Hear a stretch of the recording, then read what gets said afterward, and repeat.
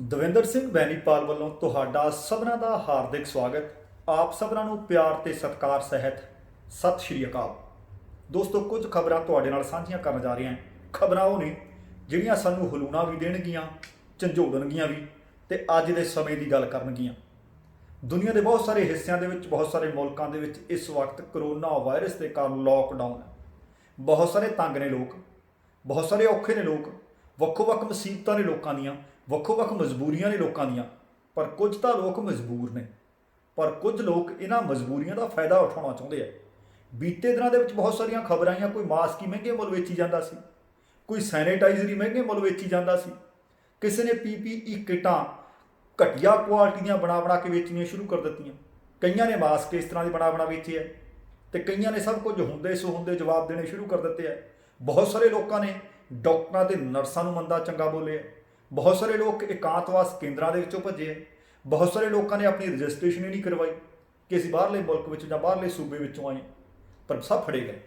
ਸੋ ਹੁਣ ਅਗਲੀ ਜਿਹੜੀ ਮੈਂ ਤੁਹਾਡੇ ਨਾਲ ਜਾਣਕਾਰੀ ਸਾਂਝੀ ਕਰਨੀ ਚਾਹੁੰਦਾ, ਉਹ ਤਿੰਨ ਵੱਖੋ-ਵੱਖ ਥਾਵਾਂ ਦੀਆਂ ਤਿੰਨ ਖਬਰਾਂ ਦੇ ਰੂਪ ਵਿੱਚ ਹੈ। ਤੁਹਾਨੂੰ ਪਤਾ ਕਿ ਅੱਜ ਹੀ ਪ੍ਰਧਾਨ ਮੰਤਰੀ ਨਰਿੰਦਰ ਮੋਦੀ ਦੀ ਵੱਖੋ-ਵੱਖ ਸੂਬਿਆਂ ਦੇ ਮੁੱਖ ਮੰਤਰੀਆਂ ਨਾਲ ਮੀਟਿੰਗ ਹੋਈ। ਪੰਜਾਬ ਦੇ ਮੁੱਖ ਮੰਤਰੀ ਕੈਪਟਨ ਅਮਰਿੰਦਰ ਸਿੰਘ ਸਮੇਤ ਬਹੁਤੇ ਮੁੱਖ ਮੰਤਰੀ ਨੇ ਇਸ ਗੱਲ ਦੀ ਹਾਮੀ ਭਰੀ ਹੈ ਕਿ ਹਾਂ, ਲੋਕਡਾਊਨ ਦੇ ਵਿੱਚ ਇਸ ਮਿਆਦ ਤੋਂ ਬਾਅਦ ਵੀ ਵਾਧਾ ਕੀਤਾ ਜਾਵੇ। ਪਰ ਇਸ ਲੋਕਡਾਊਨ ਦਾ ਆਮ ਲੋਕਾਂ ਦੇ ਉੱਤੇ ਅਸਰ ਕੀ ਹੈ, ਇਹ ਮੈਂ ਤੁਹਾਡੇ ਨਾਲ ਜ਼ਰੂਰ ਸਾਂਝਾ ਕਰਨਾ ਚਾਹੁੰਦਾ। ਬੀਤੇ ਕਈਆਂ ਦਿਨਾਂ ਤੋਂ ਜਿਹੜੇ ਮਜ਼ਦੂਰ ਨੇ, ਮਜਬੂਰ ਨੇ, ਉਹਨਾਂ ਦੀਆਂ ਬਹੁਤ ਸਾਰੀਆਂ ਖਬਰਾਂ ਆਈਆਂ ਕਿ ਉਹਨਾਂ ਕੋਲੇ ਰੋਟੀ ਹੈ ਨਹੀਂ, ਰੋਜ਼ੀ ਹੈ ਨਹੀਂ, ਆਪੋ ਆਪਣੇ ਘਰਾਂ ਨੂੰ, ਆਪੋ ਆਪਣੇ ਗ੍ਰਹਿ ਰਾਜ ਨੂੰ ਜਾਣ ਵਾਸਤੇ ਮਜਬੂਰ ਨੇ। ਬਹੁਤ ਸਾਰੀਆਂ ਸਟੇਟਾਂ ਦੇ ਵਿੱਚੋਂ, ਬਹੁਤ ਸਾਰੇ ਸੂਬੇ ਤੇ ਪ੍ਰਾਂਤਾਂ ਦੇ ਵਿੱਚੋਂ ਰੇਲਾਂ ਦਾ ਪ੍ਰਬੰਧ ਕੀਤਾ ਗਿਆ। ਪਰ ਵਾਰੇ ਜਾਈਏ ਸਾਡੀ ਸਰਕਾਰ ਦੇ, ਕਹਿੰਦੀਆਂ ਆਨਲਾਈਨ ਪੇਪਰ ਭਰੋ। ਹੁਣ ਜਿਹੜਾ ਬੰਦਾ ਮਜ਼ਦੂਰ ਹੈ, ਕਿਸੇ ਕਾਰਖਾਨੇ 'ਚ ਕੰਮ ਕਰਦਾ, ਕੋਈ ਦਿਹਾੜੀ ਦੱਪੇਦਾਰ ਹੈ, ਉਹ ਭਲਾ ਕਿੱਥੋਂ ਆਨਲਾਈਨ ਭਰ ਲਊ? ਕਿਵੇਂ ਉਹ ਫਿਰ ਡਾਊਨਲੋਡ MDF ਆਪਣੀ ਕਰੂਗਾ, ਫਾਈਲ ਡਾਊਨਲੋਡ, ਫਿਰ ਉਹ ਕਿਸੇ ਥਾਣੇ 'ਚ ਲਿਜਾਊਗਾ ਪ੍ਰਿੰਟ ਆਊਟ ਕਢਾ ਕੇ? ਇਹ ਤਾਂ ਪੜ੍ਹੇ ਲਿਖੇ ਲੋਕਾਂ ਦੇ ਕੰਮ ਹੈ। ਦੂਸਰੀ ਗੱਲ, ਜਿਹੜੀ ਇਹ ਰੇਲਵੇ ਗੱਡੀਆਂ ਜਿਹੜੀਆਂ ਜਾ ਰਹੀਆਂ ਨੇ, ਜਿਹਦੇ ਵਿੱਚ ਜਾਣਾ ਉਹਨਾਂ ਨੇ ਰੇਲਾਂ ਦੇ ਵਿੱਚ, ਉਹਦੇ ਵਿੱਚ ਵੀ ਕਹਿੰਦੇ ਨੇ ਕਿ ਆਨਲਾਈਨ ਬੁਕਿੰਗ ਕੀਤੀ ਜਾਵੇ।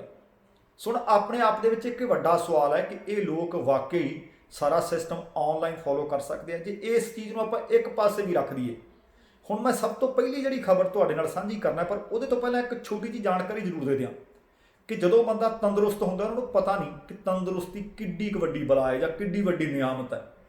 ਪਰ ਜਦੋਂ ਉਹ ਵਿਅਕਤੀ ਕਿਸੇ ਬਿਮਾਰੀ ਦੇ ਵਿੱਚ ਗ੍ਰਸਤ ਹੋ ਜਾਏ, ਫਿਰ ਉਹਨੂੰ ਪਤਾ ਲੱਗਦਾ ਹੈ ਕਿ ਦੁਨੀਆ ਦੇ ਉੱਤੇ ਧਨ, ਦੌਲਤ, ਪੈਸਾ, ਮਹਿਲ, ਮਾੜੀਆਂ, ਇਹ ਬਹੁਤੀ ਕੀਮਤ ਨਹੀਂ ਰੱਖਦੀਆਂ। ਜੇਕਰ ਜਾਨ ਹੈ ਫੇਰ ਹੀ ਜਹਾਨ ਹੈ। ਜੇ ਅਸੀਂ ਸਿਹਤਮੰਦ ਹਾਂ ਤਾਂ ਕੁਝ ਵੀ ਕੀਤਾ ਜਾ ਸਕਦਾ ਹੈ। ਇੱਕ ਇਸੇ ਤਰ੍ਹਾਂ ਦੀ ਔਰਤ, ਜਿਸ ਨੂੰ ਜੁਝਾਰੂ ਆਖ ਸਕਦੇ ਹਾਂ, ਜਿਹਦੇ ਬੱਚੇ ਵੀ ਜਹਾਨੋਂ ਤੁਰ ਚੁੱਕੇ ਨੇ, ਜਿਹਨੂੰ ਕੈਂਸਰ ਦੀ ਨਾਮੁਰਾਦ ਬਿਮਾਰੀ ਨੇ ਵੀ ਘੇਰਿਆ ਹੋਇਆ, ਤੇ ਡਾਕਟਰਾਂ ਨੇ ਦੱਸ ਦਿੱਤਾ ਕਿ ਬੀਬਾ ਜੀ, ਤੁਹਾਡੇ ਕੋਲੇ ਸਿਰਫ ਕੁਝ ਦਿਨ ਨੇ, ਤੁਸੀਂ ਚੰਦ ਦਿਨ ਦੇ ਮਹਿਮਾਨ ਹੋ। ਜਿਹੜੀ ਇਸ ਵਕਤ ਕਰੋਨਾ ਵਾਇਰਸ ਦੇ ਦਿਨਾਂ ਦੇ ਵਿੱਚ, ਔਖੀ ਘੜੀ ਦੇ ਵਿੱਚ ਲੋਕਾਂ ਦਾ ਉਹ ਲੜਕੀ ਸਾਥ ਦੇ ਰਹੀ ਹੈ, ਉਹ ਔਰਤ ਸਾਥ ਦੇ ਰਹੀ ਹੈ, ਉਹ ਆਪਣੇ ਆਪ ਦੇ ਵਿੱਚ ਇੱਕ ਵਿਲੱਖਣ। ਪਰ ਆਓ ਤੁਹਾਨੂੰ ਸਭ ਤੋਂ ਪਹਿਲਾਂ ਮੈਂ ਮਜਬੂਰ ਤੇ ਮਜ਼ਦੂਰਾਂ ਵੱਲ ਲੈ ਚੱਲਾਂ। ਮਹਾਰਾਸ਼ਟਰ ਅਤੇ ਮੱਧ ਪ੍ਰਦੇਸ਼ ਦੇ ਬਾਰਡਰ ਤੇ ਇੱਕ ਜੋੜਾ ਪਹੁੰਚਿਆ ਤੇ ਉਹਦੀ ਦਾਸਤਾਨ ਬੜੀ ਭਿਆਨਕ ਹੈ, ਜਿਹੜੀ ਮੈਂ ਤੁਹਾਡੇ ਨਾਲ ਸਾਂਝੀ ਕਰਨੀ ਹੈ। ਇੱਕ ਮਜਬੂਰ ਔਰਤ ਜਿਹੜੀ ਇੱਕ ਬੱਚੇ ਨੂੰ ਜਨਮ ਦੇਣ ਵਾਲੀ ਸੀ, ਬੀਤੇ ਕਈ ਦਿਨਾਂ ਤੋਂ ਭੁੱਖ ਦੇ ਵਿੱਚ ਸੀ, ਭੁੱਖ ਸਤਾ ਰਹੀ ਸੀ। ਆਖਰਕਾਰ ਪਤੀ ਪਤਨੀ ਨੇ ਇਹ ਫੈਸਲਾ ਲੈ ਲਿਆ ਕਿ ਆਪਾਂ ਨੂੰ ਹੁਣ ਇਹ ਥਾਂ ਛੱਡ ਕੇ ਆਪਣੇ ਘਰ ਜਾਣਾ ਪਏਗਾ। ਸਫ਼ਰ ਛੋਟਾ ਨਹੀਂ, ਕੋਈ ਰੇਲ ਨਹੀਂ, ਕੋਈ ਕਾਰ ਨਹੀਂ, ਕੋਈ ਬੱਸ ਨਹੀਂ, 1000 ਕਿਲੋਮੀਟਰ ਦਾ ਪੈਂਡਾ ਪੈਦਲ ਆਪਣੇ ਪੈਰਾਂ ਤੇ ਤੈਅ ਕਰਨਾ ਹੈ। ਜਿਸ ਸਥਾਨ ਤੋਂ ਚੱਲੇ ਨੇ, ਕੜਕਦੀ ਧੁੱਪ ਹੈ, ਕਹਿਰਾਂ ਦੀ ਗਰਮੀ ਹੈ, ਨਾ ਸਿਰ ਤੇ ਕੁਝ ਹੈ, ਪੈਰਾਂ ਵਿੱਚ ਚੱਪਲ ਜ਼ਰੂਰ ਨੇ, ਚੱਪਲ ਦੀ ਵੱਧਰ ਵਾਰ-ਵਾਰ ਨਿਕਲ ਰਹੀ ਹੈ, ਸੇਬਾ ਵਾਰ-ਵਾਰ ਲਪੇਟ ਰਹੇ ਨੇ। ਹੁਣ ਤੁਰੇ ਜਾਂਦੇ ਸੇਬਾ ਕਿੰਨੀ ਕੁ ਦੇਰ ਉਹਨਾਂ ਦੇ ਨਾਲ ਰਹਿੰਦਾ? ਆਖਰਕਾਰ ਚੱਪਲ ਦੇ ਵਿੱਚੋਂ ਮਘੋਰੇ ਹੋ ਗਏ, ਜਿਵੇਂ ਸਿਰ ਨੰਗਾ ਸੀ ਉਵੇਂ ਪੈਰ ਨੰਗੇ ਹੋ ਗਏ। ਹਲੇ 70 ਕਿਲੋਮੀਟਰ ਦਾ ਪੈਂਡਾ ਤੈਅ ਕੀਤਾ ਤੁਰਦਿਆਂ। ਇਸ ਔਰਤ ਨੂੰ, ਜਿਸ ਦਾ ਨਾਮ ਸ਼ਕੁੰਤਲਾ ਦੱਸਿਆ ਜਾ ਰਿਹਾ, ਸ਼ਕੁੰਤਲਾ ਨੇ ਸੜਕ ਦੇ ਕਿਨਾਰੇ ਇੱਕ ਬੱਚੇ ਨੂੰ ਜਨਮ ਦਿੱਤਾ। ਦੋਵੇਂ ਹਸਬੈਂਡ ਵਾਈਫ, ਪਤੀ ਪਤਨੀ, 1 ਘੰਟਾ ਪਰ ਸੜਕ ਦੇ ਕਿਨਾਰੇ ਬੈਠੇ ਰਹੇ। ਕੋਈ ਨਹੀਂ ਬੋੜਿਆ, ਕਿਉਂਕਿ ਲੋਕਡਾਊਨ ਹੈ, ਕੋਈ ਆਵਾਜਾਈ ਨਹੀਂ। ਆਖਰਕਾਰ ਕੁਛੜ ਚੁੱਕਿਆ ਨਵਾਂ ਜੰਮਾ ਬੱਚਾ। 170 ਕਿਲੋਮੀਟਰ ਫਿਰ ਤੁਰਦੇ ਗਏ। 170 ਕਿਲੋਮੀਟਰ ਬਾਅਦ ਮਹਾਰਾਸ਼ਟਰ ਅਤੇ ਮੱਧ ਪ੍ਰਦੇਸ਼ ਦਾ ਬਿਜਾਸਨ ਬਾਰਡਰ ਪੈਂਦਾ। ਬਿਜਾਸਨ ਬਾਰਡਰ ਤੇ ਜਦੋਂ ਆਏ, ਉੱਥੇ ਪੁੱਛਿਆ ਭਾਈ ਕਿੱਧਰੋਂ ਆ ਰਹੇ ਹੋ, ਕਿੱਧਰ ਨੂੰ ਜਾ ਰਹੇ ਹੋ। ਸਾਰੀ ਰਾਮ ਕਹਾਣੀ ਦੱਸੀ। ਦਿਲ ਪਸੀਜਿਆ ਕਿਸੇ ਦਾ, ਪਰ ਦਿੱਤਾ ਕੁਛ ਨਹੀਂ। ਨਾ ਕੁਝ ਖਾਣ ਨੂੰ ਕੋਲੇ ਹੈ, ਨਾ ਨਵੇਂ ਜੰਮੇ ਬੱਚੇ ਨੂੰ ਕੁਛ ਉੱਤੇ ਕੱਪੜਾ ਦੇਣ ਵਾਸਤੇ ਹੈ, ਕਿਉਂਕਿ ਤਨ ਦੇ ਕੱਪੜੇ ਆ ਦੋਵਾਂ ਜੀਆਂ ਦੇ, ਮੈਲੇ ਕਚੋਲੇ ਕੱਪੜੇ ਆ। ਸਿਰ ਦੇ ਉੱਤੇ ਜਿਹੜੀ ਚੁੰਨੀ ਲਈ ਹੋਈ ਸੀ, ਉਹਦੇ ਵਿੱਚ ਇਸ ਛੋਟੇ ਜਿਹੇ ਬੋਟ ਨੂੰ ਇਸ ਔਰਤ ਨੇ ਲਪੇਟਿਆ ਤੇ ਕੁੱਛੜ ਚੁੱਕਿਆ ਹੋਇਆ। ਤੁਰਦੇ ਗਏ। ਕਹਿਰਾਂ ਦੀ ਗਰਮੀ ਹੈ। ਹੁਣ ਰਸਤੇ ਵਿੱਚ ਉਹ ਲੋਕਾਂ ਨੂੰ ਕਹਿੰਦੇ ਆ ਕਿ ਸਾਡੇ ਘਰ ਬੱਚਾ ਪੈਦਾ ਹੋਇਆ, ਸਾਨੂੰ ਕੁਝ ਖਾਣ ਨੂੰ ਦੇ ਦਿਓ, ਇਹਨੂੰ ਕੁਝ ਪਾਉਣ ਨੂੰ ਦੇ ਦਿਓ। ਕਿਸੇ ਨੇ ਕੁਝ ਨਹੀਂ ਦਿੱਤਾ। ਪਰ ਜਿਸ ਕੌਮ ਦੀ ਵਿਲੱਖਣਤਾ ਦੁਨੀਆ ਭਰ ਦੇ ਵਿੱਚ ਗੱਲਾਂ ਹੁੰਦੀਆਂ ਨੇ, ਸਿੱਖ ਕੌਮ। ਤੁਰਦੇ ਪਿੱਪਲ ਗਾਉਂ ਇੱਕ ਪੈਂਦਾ ਰਸਤੇ 'ਚ। ਜਦੋਂ ਪਿੱਪਲ ਗਾਉਂ ਆਏ, ਉੱਥੇ ਇਹਨਾਂ ਨੇ ਸੋਚਿਆ ਕਿ ਸ਼ਾਇਦ ਐਸ ਘਰ ਕੋਈ ਮੰਗ ਕੀਤੀ ਜਾਵੇ। ਇਹ ਕੁਝ ਵੱਖਰੇ ਲੱਗਦੇ ਆ। ਬਾਹਰ ਬੱਚੇ ਉਹਨਾਂ ਦੇ ਖੇਡਦੇ ਫਿਰ ਰਹੇ ਸੀ। ਉਹਨਾਂ ਨੂੰ ਦੱਸਿਆ ਗਿਆ ਕਿ ਅਸੀਂ ਬਹੁਤ ਲੰਬਾ ਪੈਂਡਾ ਤੈਅ ਕਰਕੇ ਆਏ ਹਾਂ, ਆ ਸਾਡੇ ਬੋਟ, ਆ ਛੋਟਾ ਜਿਹਾ ਬੱਚਾ ਹੈ, ਇਹਦੇ ਵਾਸਤੇ ਵੀ ਕੁਝ ਨਹੀਂ, ਕਿਉਂਕਿ ਜੇ ਕੁਝ ਮਾਂ ਖਾਵੇਗੀ ਫੇਰ ਹੀ ਉਹਨੂੰ ਦੁੱਧ ਚੁੰਘਾਵੇਗੀ ਨਾ। ਜਦੋਂ ਇਸ ਗੱਲ ਦਾ ਪਤਾ ਬੱਚਿਆਂ ਨੇ ਘਰ ਅੰਦਰ ਜਾ ਕੇ ਦੱਸਿਆ, ਸਿੱਖ ਪਰਿਵਾਰ ਸੀ, ਉਹਨਾਂ ਨੇ ਇਹਨਾਂ ਨੂੰ ਪਹਿਲਾਂ ਨਵਾਇਆ, ਫਿਰ ਰੋਟੀ ਪਾਣੀ ਖਵਾਈ, ਫਿਰ ਰਾਤ ਕਟਾਈ, ਫਿਰ ਜਾਣ ਤੋਂ ਪਹਿਲਾਂ ਉਸ ਔਰਤ ਨੂੰ ਕੱਪੜਾ ਲੀੜਾ ਦਿੱਤਾ, ਇਸ ਨਵੇਂ ਜੰਮੇ ਬੱਚੇ ਵਾਸਤੇ ਕੱਪੜੇ ਲੀੜੇ ਦਿੱਤੇ, ਨਾਲੇ ਰਸਤੇ ਦੇ ਵਿੱਚ ਖਾਣ ਪੀਣ ਦਾ ਪ੍ਰਬੰਧ ਕਰਕੇ ਇਸ ਨੂੰ ਘਰੋਂ ਤੋਰਿਆ। ਹੁਣ ਤੁਸੀਂ ਦੇਖੋ ਕਿ ਇਹਨਾਂ ਦੀ ਮਜਬੂਰੀ ਵੱਡੀ ਸੀ ਜਾਂ ਅਸੀਂ ਜਿਹੜੀਆਂ ਛੋਟੀਆਂ ਕਈ ਵਾਰੀ ਮਜਬੂਰੀਆਂ ਅਸੀਂ ਸ਼ਿਕਾਇਤਾਂ ਸ਼ਿਕਵੇ ਕਰਦੇ ਹਾਂ, ਕੰਪਲੇਂਟਸ ਕਰਦੇ ਹਾਂ, ਸਭ ਕੁਝ ਹੁੰਦੇ ਸੋ ਹੁੰਦੇ ਗਲਤ ਰਾਹਾਂ ਤੇ ਤੁਰਦੇ ਹਾਂ। ਪਰ ਇਹਨਾਂ ਨੂੰ ਇਸ ਰਾਹ ਤੇ ਤਾਂ ਤੁਰਨਾ ਪਿਆ ਕਿਉਂਕਿ ਇਹਨਾਂ ਕੋਲੇ ਰੋਟੀ ਨਹੀਂ ਸੀ। ਇਹਨਾਂ ਨੂੰ ਲੱਗਦਾ ਸੀ ਕਿ ਇੱਥੇ ਅਸੀਂ ਭੁੱਖੇ ਮਰ ਜਾਵਾਂਗੇ, ਚੰਗਾ ਅਸੀਂ ਆਪਣੇ ਬਾਕੀ ਦੇ ਪਰਿਵਾਰਕ ਜੀਆਂ ਕੋਲ ਚੱਲੀਏ।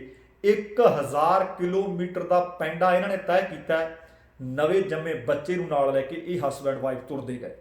ਹੁਣ ਇਹਨਾਂ ਦੀ ਤਾਂ ਮਜਬੂਰੀ ਸੀ ਤੁਰਨਾ। ਹੁਣ ਅਗਲੀ ਖਬਰ ਹੋਰ ਦਿਲ ਝੰਜੋੜਨ ਵਾਲੀ ਹੈ। ਇਸ ਤੋਂ ਪਹਿਲਾਂ ਕਿ ਉਹ ਕੈਂਸਰ ਪੀੜਤ ਔਰਤ ਦਾ ਮੈਂ ਜ਼ਿਕਰ ਕਰਾਂ, ਉਹ ਤੋਂ ਪਹਿਲਾਂ ਲੋਕਡਾਊਨ ਵਾਲੀ ਖਬਰ ਜ਼ਰੂਰ ਸਾਂਝੀ ਕਰਨਾ। ਲੋਕਡਾਊਨ ਦੀ ਜਾਣਕਾਰੀ ਇਹ ਹੈ ਕਿ ਮਹਾਰਾਸ਼ਟਰ ਵਿੱਚ ਪੈਂਦਾ ਜ਼ਿਲ੍ਹਾ ਅਮਰਾਵਤੀ ਵਿੱਚ ਪੈਂਦਾ ਪਿੰਡ ਵਡਗਾਮ ਰਾਜਦੀ। ਵਡਗਾਮ ਰਾਜਦੀ ਦੇ ਵਿੱਚ ਇੱਕ ਔਰਤ ਆਪਣੇ ਪਿੰਡ ਆਈ, ਪਰ ਬਾਹਰਲੇ ਸੂਬੇ 'ਚੋਂ ਆਈ ਸੀ। ਹੁਣ ਸੂਬਾ ਸਰਕਾਰਾਂ ਦੀਆਂ ਹਦਾਇਤਾਂ ਨੇ ਕਿ ਜੇਕਰ ਕੋਈ ਬਾਹਰਲੇ ਸੂਬੇ ਵਿੱਚੋਂ ਆਉਂਦਾ, ਭਾਵੇਂ ਕੋਈ ਬਾਹਰਲੇ ਮੁਲਕ 'ਚੋਂ ਆਉਂਦਾ, ਉਹਨੂੰ 2 ਹਫ਼ਤਿਆਂ ਦਾ 14 ਦਿਨ ਦਾ ਇਕਾਂਤਵਾਸ ਕੀਤਾ ਜਾਂਦਾ ਕਿਸੇ ਸਰਕਾਰੀ ਇਮਾਰਤ ਵਿੱਚ ਜਾਂ ਸਕੂਲ ਦੇ ਵਿੱਚ। ਇਸ ਔਰਤ ਨੂੰ ਵੀ ਇਕਾਂਤਵਾਸ ਵਾਸਤੇ, ਆਈਸੋਲੇਸ਼ਨ ਦੇ ਵਾਸਤੇ ਇੱਕ ਸਕੂਲ ਦੇ ਵਿੱਚ ਠਹਿਰਾਇਆ ਹੋਇਆ ਸੀ। ਹੁਣ ਇੱਥੇ ਜਿਹੜਾ ਵਿਅਕਤੀ ਪਹਿਰੇਦਾਰ ਸੀ, ਉਲਟੀ ਵਾੜ ਖੇਤ ਨੂੰ ਖਾ ਰਹੀ ਹੈ। ਉਹਦੀ ਡਿਊਟੀ ਤਾਂ ਇਹ ਲਾਈ ਹੋਈ ਹੈ ਕਿ ਤੁਸੀਂ ਇਹਨਾਂ ਸਾਰਿਆਂ ਦਾ ਖਿਆਲ ਰੱਖਣਾ ਹੈ, ਧਿਆਨ ਰੱਖਣਾ ਹੈ, ਇਹਨਾਂ ਤੇ ਅੱਖ ਰੱਖਣੀ ਹੈ। ਪਰ ਇਸ ਵਿਅਕਤੀ ਨੇ ਇੱਕ ਔਰਤ ਤੇ ਅੱਖ ਰੱਖ ਲਈ। ਉਹ ਕਹਿੰਦਾ ਗੱਲ ਸੁਣ ਬੀਬਾ, ਤੇਰੀ ਮੈਂ ਇੱਥੇ ਕਰ ਦੇਣੀ ਹੈ ਸ਼ਿਕਾਇਤ ਕਿ ਤੂੰ ਲੱਗੀ ਸੀ ਇੱਥੋਂ ਭੱਜਣ, ਤੇ ਦੂਜੀ ਗੱਲ, ਨਾ ਮੈਂ ਤੈਨੂੰ ਦੇਣੀ ਆ ਰੋਟੀ। ਅਸਲ ਦੇ ਵਿੱਚ ਉਹ ਰੋਟੀ, ਦਵਾਈ ਬੂਟੀ ਤੇ ਉਹਨਾਂ ਦੀ ਸਾਂਭ ਸੰਭਾਲ ਵਾਸਤੇ ਰੱਖਿਆ ਸੀ, ਪਰ ਇਹ ਹੁਣ ਸੰਭਾਲ ਕਿਵੇਂ ਕਰ ਰਿਹਾ? ਕਹਿੰਦਾ ਨਹੀਂ ਤਾਂ ਮੇਰੇ ਨਾਲ ਬੜਾ ਸੰਬੰਧ, ਨਹੀਂ ਤੇ ਮੈਂ ਰੌਲਾ ਪਾ ਦੇਣਾ ਕਿ ਤੂੰ ਇੱਥੋਂ ਭੱਜਣ ਲੱਗੀ ਸੀ। ਔਰਤ ਨੂੰ ਜਦੋਂ ਇਹਨੇ ਜਾ ਕੇ ਫੜਨ ਦੀ ਕੋਸ਼ਿਸ਼ ਕੀਤੀ, ਔਰਤ ਨੇ ਰੌਲਾ ਪਾਇਆ। ਆਲੇ ਦੁਆਲੇ ਦੇ ਕਮਰਿਆਂ ਵਿੱਚ ਜਿਹੜੇ ਹੋਰ ਲੋਕ ਰੱਖੇ ਸੀ ਉਹ ਭੱਜ ਕੇ ਬਾਹਰ ਆਏ। ਇਹ ਉਹਨਾਂ ਨੂੰ ਵੀ ਪੈ ਨਿਕਲਿਆ। ਕਹਿੰਦਾ ਮੈਂ ਤੁਹਾਡੀ ਵੀ ਸ਼ਿਕਾਇਤ ਕਰ ਦੇਣੀ ਹੈ। ਪਰ ਔਰਤ ਚੀਕਣੋਂ ਪੁਕਾਰਨੋਂ ਨਾ ਹਟੀ। ਲੋਕੀ ਰੌਲਾ ਸੁਣ ਕੇ ਆ ਗਏ। ਇਸ ਵਿਅਕਤੀ ਦਾ ਭਾਂਡਾ ਭੱਜ ਗਿਆ। ਪੁਲਿਸ ਆਈ ਹਰਕਤ। ਪੁਲਿਸ ਇਸ ਵਿਅਕਤੀ ਨੂੰ ਗ੍ਰਿਫਤਾਰ ਕਰਕੇ ਲੈ ਗਈ ਹੈ, ਜਿਹੜਾ ਵਿਅਕਤੀ ਉਸ ਔਰਤ ਨੂੰ ਆਖ ਰਿਹਾ ਸੀ ਕਿ ਮੈਂ ਤੇਰੀ ਰੋਟੀ ਬੰਦ ਕਰ ਦੂੰ। ਹੁਣ ਇਹ ਜੇਲ੍ਹ ਦੀਆਂ ਸਲਾਖਾਂ ਦੇ ਪਿੱਛੇ ਬੈਠਾ ਹੈ, ਰੋਟੀਆਂ ਅੰਦਰ ਥਾਣੇ 'ਚ ਬੈਠਾ ਖਾ ਰਿਹਾ। ਹੁਣ ਦੇਖੋ, ਕਿਸੇ ਵਿਅਕਤੀ ਦਾ ਨਜਾਇਜ਼ ਫਾਇਦਾ ਉਠਾਉਣਾ, ਉਹ ਵੀ ਇਸ ਤਰ੍ਹਾਂ ਦੇ ਹਾਲਾਤਾਂ ਦੇ ਵਿੱਚ ਉਠਾਉਣਾ, ਆਪਣੇ ਆਪ ਦੇ ਵਿੱਚ ਇਨਸਾਨਾਂ ਵਾਲੀ ਗੱਲ ਨਹੀਂ। ਇਨਸਾਨ ਅੱਜ ਦਾ ਕਿੰਨਾ ਗਰਕਦਾ ਜਾ ਰਿਹਾ ਹੈ। ਅਗਲੀ ਜਾਣਕਾਰੀ, ਪਰ ਹੁਣ ਸਾਰਿਆਂ ਨੂੰ ਆਪਾਂ ਇੱਕ ਸਾਰ ਵੀ ਨਹੀਂ ਰੱਖ ਸਕਦੇ। ਆ ਵੀ ਇੱਕ ਇਨਸਾਨ ਹੈ ਜਿਹਦਾ ਮੈਂ ਜ਼ਿਕਰ ਕਰਨ ਜਾ ਰਿਹਾ। 46 ਵਰ੍ਹਿਆਂ ਦੀ ਰਾਮਾ ਸ਼ਾਹੂ ਹੈ। 46 ਵਰ੍ਹੇ ਦੀ ਰਾਮਾ ਸ਼ਾਹੂ ਉੜੀਸਾ ਦੇ ਵਿੱਚ ਰਹਿੰਦੀ ਹੈ। ਹੁਣ ਇਸ ਔਰਤ ਨੂੰ ਪਤਾ ਹੈ ਕਿ ਮੇਰੇ ਕੋਲ ਜ਼ਿੰਦਗੀ ਦੇ ਦਿਨ ਕੁਝ ਗਿਣਤੀ ਦੇ ਨੇ। ਕੈਂਸਰ ਇਸ ਤਰ੍ਹਾਂ ਦੀ ਸਟੇਜ ਤੇ ਆ ਗਿਆ ਹੈ। ਕੁਝ ਕੁ ਮਹੀਨੇ ਪਹਿਲਾਂ ਇਹਨੂੰ ਕੈਂਸਰ ਹੋਇਆ। ਮੁੰਬਈ ਦੇ ਹਸਪਤਾਲ ਦੇ ਵਿੱਚ ਇਲਾਜ ਕਰਵਾਇਆ, ਕੀਮੋਥੈਰੇਪੀ ਹੋਈ, ਪਰ ਇਹ ਕੈਂਸਰ ਅੱਗ ਲੱਗਣਾ ਦੁਬਾਰੇ ਆ ਗਿਆ। ਹੁਣ ਜਦੋਂ ਡਾਕਟਰਾਂ ਕੋਲ ਚੈੱਕਅਪ ਕਰਵਾਇਆ, ਡਾਕਟਰ ਕਹਿੰਦੇ ਤੇਰੇ ਕੋਲ ਕੁਝ ਦਿਨ ਆਖਰੀ ਗਿਣਤੀ ਦੇ ਹੈ ਤੇ ਹੁਣ ਲਾਸਟ ਸਟੇਜ ਦੇ ਵਿੱਚੋਂ ਤੁਸੀਂ ਗੁਜ਼ਰ ਰਹੇ ਹੋ। ਹੁਣ ਇਸ ਔਰਤ ਦਾ ਦੁਖਾਂਤ ਕਿੱਡਾ ਵੱਡਾ ਹੈ। ਕਈ ਵਾਰੀ ਅਸੀਂ ਛੋਟੀਆਂ ਮੁਸ਼ਕਲਾਂ ਤੋਂ ਹੱਥ ਖੜੇ ਕਰ ਦਿੰਦੇ ਹਾਂ। ਹੁਣ ਇਸ ਔਰਤ ਦੇ 2 ਪੁੱਤਰ ਹੋਏ ਘਰ ਦੇ ਵਿੱਚ ਪੈਦਾ। ਇਸ ਔਰਤ ਦੀ ਕੁੱਖੋਂ 2 ਬੱਚਿਆਂ ਨੇ ਜਨਮ ਲਿਆ। ਇੱਕ ਬੱਚਾ ਜਦੋਂ 4 ਵਰ੍ਹਿਆਂ ਦਾ ਸੀ, ਉਹ ਕਿਸੇ ਛੋਟੀ ਮੋਟੀ ਬਿਮਾਰੀ ਲੱਗੀ ਤੇ ਜਹਾਨੋਂ ਚਲਾ ਗਿਆ। ਇੱਕ ਬੱਚੇ ਨੂੰ ਇਹਨੇ ਕੁਝ ਸਾਲਾਂ ਬਾਅਦ ਫਿਰ ਜਨਮ ਦਿੱਤਾ। ਉਹ 6 ਵਰ੍ਹਿਆਂ ਦਾ ਬੱਚਾ ਹੋਇਆ, ਦੋਵੇਂ ਮੁੰਡੇ ਸੀ। 6 ਮਹੀਨਿਆਂ ਤੋਂ ਬਾਅਦ ਉਸ ਬੱਚੇ ਦੀ ਵੀ ਮੌਤ ਹੋ ਗਈ। ਫਿਰ ਸਾਲ 2014 ਦੇ ਵਿੱਚ ਇਹਨਾਂ ਨੇ ਕੋਸ਼ਿਸ਼ ਕੀਤੀ ਕਿ ਇੱਕ ਵਾਰ ਫਿਰ ਤੋਂ ਘਰ ਦੇ ਵਿੱਚ ਕਿਲਕਾਰੀਆਂ ਗੂੰਜਣ। ਜਦੋਂ ਇਹ ਹਸਪਤਾਲ ਦੇ ਵਿੱਚ ਗਏ ਚੈੱਕਅਪ ਕਰਵਾਉਣ ਵਾਸਤੇ, ਉਸ ਵਕਤ ਸਾਲ 2014 ਵਿੱਚ ਡਾਕਟਰਾਂ ਨੇ ਦੱਸਿਆ ਕਿ ਬੀਬਾ ਜੀ ਤੁਸੀਂ ਹੁਣ ਬੱਚੇ ਦੀ ਮਾਂ ਨਹੀਂ ਬਣ ਸਕਦੇ, ਕਿਉਂਕਿ ਤੁਹਾਨੂੰ ਬੱਚੇਦਾਨੀ ਦਾ ਕੈਂਸਰ ਹੋ ਚੁੱਕਿਆ ਹੈ। ਉਹ ਰਿਮੂਵ ਕਰਨੀ ਪਈ ਤੇ ਉਸ ਤੋਂ ਬਾਅਦ ਕੈਂਸਰ ਇਸ ਦਾ ਲਗਾਤਾਰ ਵਧਦਾ ਚਲਾ ਗਿਆ ਤੇ ਪੂਰੇ ਸਰੀਰ ਵਿੱਚ ਫੈਲ ਗਿਆ। ਹੁਣ ਇਹ ਸ਼ਾਹੂ, ਰਾਮਾ ਸ਼ਾਹੂ ਸਵੇਰੇ ਉੱਠਦੀ ਹੈ ਲਗਭਗ 4:30 ਵਜੇ। 5 ਵਜੇ ਤੋਂ ਇਹ ਪਿੰਡ ਦੇ ਇਕੱਲੇ ਘਰ ਦਾ ਦਰਵਾਜ਼ਾ ਖੜਕਾਉਂਦੀ ਹੈ। ਰੋਜ਼ਾਨਾ 200 ਤੋਂ ਵੱਧ ਘਰਾਂ ਵਿੱਚ ਜਾਂਦੀ ਹੈ। ਹੱਥ ਵਿੱਚ ਪੈਂਫਲੇਟ ਹੁੰਦੇ ਨੇ, ਹੱਥ ਵਿੱਚ ਕੁਝ ਫਾਰਮ ਹੁੰਦੇ ਨੇ ਜਿਹਦੇ ਉੱਤੇ ਜਾਣਕਾਰੀ ਹੁੰਦੀ ਹੈ ਕਰੋਨਾ ਵਾਇਰਸ ਦੇ ਬਾਬਤ। ਉਹ ਤੋਂ ਇਹ ਫਿਲ ਕਰਨ ਵਾਸਤੇ ਉਹਨਾਂ ਦੇ ਘਰ ਦੇ ਵਿੱਚ ਫਾਰਮ ਛੱਡ ਕੇ ਆਉਂਦੀ ਹੈ ਕਿ ਜੇਕਰ ਤੁਹਾਨੂੰ ਖੰਘ ਹੈ, ਛਿੱਕ ਹੈ, ਜ਼ੁਕਾਮ ਹੈ ਜਾਂ ਕੋਈ ਹੋਰ ਸਮੱਸਿਆ ਇਸ ਫਾਰਮ ਤੇ ਲਿਖ ਦਿਓ। ਦੂਸਰੇ ਦਿਨ ਉਹਨਾਂ ਘਰਾਂ ਵਿੱਚ ਫਿਰ ਜਾਂਦੀ ਹੈ, ਫਾਰਮ ਕਲੈਕਟ ਕਰਦੀ ਹੈ, ਸਰਕਾਰੀ ਦਰਬਾਰੇ ਉਹਨੂੰ ਜਮ੍ਹਾਂ ਕਰਵਾਉਂਦੀ ਆ। ਹੁਣ ਸਰਕਾਰ ਕਹਿੰਦੀ ਇਹ ਇੱਕੋ ਇੱਕ ਇਸ ਤਰ੍ਹਾਂ ਦਾ ਪਿੰਡ ਹੈ ਜਿਸ ਤੇ ਇਕੱਲੇ ਘਰ ਦੇ ਜੀ ਦੀ ਸਾਡੇ ਕੋਲ ਜਾਣਕਾਰੀ ਹੈ ਕਿ ਉਹ ਕਿਹੜੀ ਬਿਮਾਰੀ ਹੈ, ਕਿਸ ਤਰ੍ਹਾਂ ਉਹ ਜੀ ਰਹੇ ਨੇ। ਪਰ ਬਾਰੇ ਜਾਈਏ, ਇਸ ਔਰਤ ਦੇ ਪਤੀ ਨੇ ਦੱਸਿਆ ਕਿ ਘਰ ਤੋਂ ਜਾਣ ਤੋਂ ਪਹਿਲਾਂ ਇਹ ਸਥਿਤੀ ਵਿੱਚ ਆਪਣੇ ਇਸ ਨੂੰ ਡਾਇਪਰ ਲਾਉਣਾ ਪੈਂਦਾ ਹੈ, ਕਿਉਂਕਿ ਇਸ ਦਾ ਆਪਣੀ ਕਿਰਿਆ ਦੇ ਉੱਤੇ ਇਸ ਵਕਤ ਕੋਈ ਕੰਟਰੋਲ ਨਹੀਂ। ਉਹ ਕਹਿੰਦਾ ਜਦੋਂ ਘਰ ਦੇ ਵਿੱਚ ਹੁੰਦੀ ਹੈ, ਜੇ ਥੋੜੀ ਬਹੁਤ ਵੀ ਦਵਾਈ ਇੱਧਰ ਉੱਧਰ ਹੋ ਜਾਵੇ, ਇੰਨੀਆਂ ਦਰਦਾਂ ਭਿਆਨਕ ਨੇ, ਦੂਰ ਦੂਰ ਤੱਕ ਕੂਕਾਂ ਤੇ ਚੀਕਾਂ ਇਸ ਰਾਮਾ ਸ਼ਾਹੂ ਦੀਆਂ ਸੁਣਦੀਆਂ ਨੇ। ਹੁਣ ਤੁਸੀਂ ਦੇਖੋ ਕਿ ਸਥਿਤੀ ਉਸਦੀ ਕਿੰਨੀ ਗੰਭੀਰ ਹੈ। ਉਹਨੂੰ ਇਹ ਨਹੀਂ ਪਤਾ ਕਿ ਅੱਜ ਜਿਹੜਾ ਦਿਨ ਚੜ੍ਹਿਆ ਮੈਂ ਪੂਰਾ ਲੰਘਾਉਣਾ ਵੀ ਹੈ ਜਾਂ ਨਹੀਂ। ਭਾਵੇਂ ਹਰ ਇੱਕ ਇਨਸਾਨ ਆਸ ਤੇ ਜਿਉਂਦਾ ਹੈ, ਪਰ ਉਹਨੂੰ ਡਾਕਟਰਾਂ ਦਾ ਦੱਸਿਆ ਹੈ ਕਿ ਕੋਈ ਵੀ ਦਿਨ ਤੁਹਾਡੇ ਵਾਸਤੇ ਆਖਰੀ ਦਿਨ ਹੋ ਸਕਦਾ ਹੈ, ਕਿਉਂਕਿ ਤੁਸੀਂ ਕੈਂਸਰ ਦੀ ਆਖਰੀ ਸਟੇਜ ਵਿੱਚ ਹੋ। ਨਾ ਔਲਾਦ ਹੈ, ਉੱਤੋਂ ਡਾਕਟਰਾਂ ਨੇ ਇਹ ਵੀ ਦੱਸ ਦਿੱਤਾ ਸੀ ਕਿ ਹੁਣ ਤੂੰ ਬੱਚੇ ਦੀ ਮਾਂ ਨਹੀਂ ਬਣ ਸਕਦੀ। ਹੁਣ ਉਸ ਔਰਤ ਦੇ ਪਤੀ ਨੂੰ ਵੀ ਇਸ ਗੱਲ ਦਾ ਪਤਾ ਹੈ ਕਿ ਕੱਲ ਕਲਾ ਨੂੰ ਘਰ ਦੇ ਵਿੱਚ ਮੈਂ ਇਕੱਲੀ ਜਾਨ ਨੇ ਰਹਿ ਜਾਣਾ ਹੈ। ਉਹਦੀ ਇਹ ਵਾਈਫ, ਉਸਦੀ ਇਹ ਪਤਨੀ ਰਾਮਾ ਸ਼ਾਹੂ ਉਹਦਾ ਸਾਥ ਕਿਸੇ ਦਿਨ ਵੀ ਛੱਡ ਸਕਦੀ ਹੈ। ਇਹ ਔਰਤ ਇਸ ਵਕਤ ਦੁਨੀਆ ਭਰ ਲਈ ਚਾਨਣ ਮੁਨਾਰੇ ਦਾ ਕੰਮ ਕਰ ਰਹੀ ਹੈ, ਇੱਕ ਜੁਝਾਰੂ ਦੇ ਤੌਰ ਤੇ ਸਾਹਮਣੇ ਆਈ ਹੈ। ਹੁਣ ਇਹ ਲਾਸਟ ਸਟੇਜ ਤੇ ਹੁੰਦੀ ਹੋਈ ਜੇਕਰ ਆਪਣੇ ਨਾਗਰਿਕ ਹੋਣ ਦੀਆਂ ਜ਼ਿੰਮੇਵਾਰੀਆਂ ਨਿਭਾ ਸਕਦੀ ਹੈ ਤੇ ਅਸੀਂ ਕੁਤਾਹੀਆਂ ਕਰ ਰਹੇ ਹਾਂ, ਅਸੀਂ ਲਾਕਡਾਊਨ ਤੋੜ ਰਹੇ ਹਾਂ, ਅਸੀਂ ਫਿਜ਼ੀਕਲ ਡਿਸਟੈਂਸਿੰਗ ਦੀਆਂ ਧੱਜੀਆਂ ਉਡਾ ਰਹੇ ਹਾਂ। ਸਾਨੂੰ ਜੇ ਕਿਤੇ ਸਬਜ਼ੀ ਮੰਡੀ ਦੇ ਵਿੱਚੋਂ ਸਬਜ਼ੀ ਖਰੀਦਣ ਦੀ ਢਿੱਲ ਮਿਲੀ ਹੈ ਤਾਂ ਉੱਥੇ ਅਸੀਂ ਭੀੜਾਂ ਇਕੱਠੀਆਂ ਕਰ ਰਹੇ ਹਾਂ। ਜੇ ਠੇਕਿਆਂ ਦੀ ਖੁੱਲ੍ਹ ਮਿਲ ਗਈ, ਅਸੀਂ ਠੇਕਿਆਂ ਦੇ ਬਾਹਰ ਲਾਈਨਾਂ ਲਾ ਦਿੱਤੀਆਂ ਨੇ।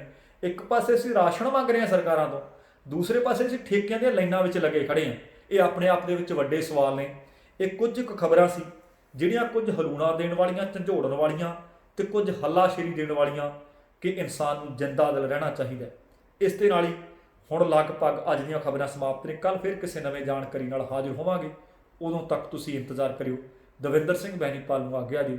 ਸਤਿ ਸ਼੍ਰੀ ਅਕਾਲ, ਧੰਨਵਾਦ।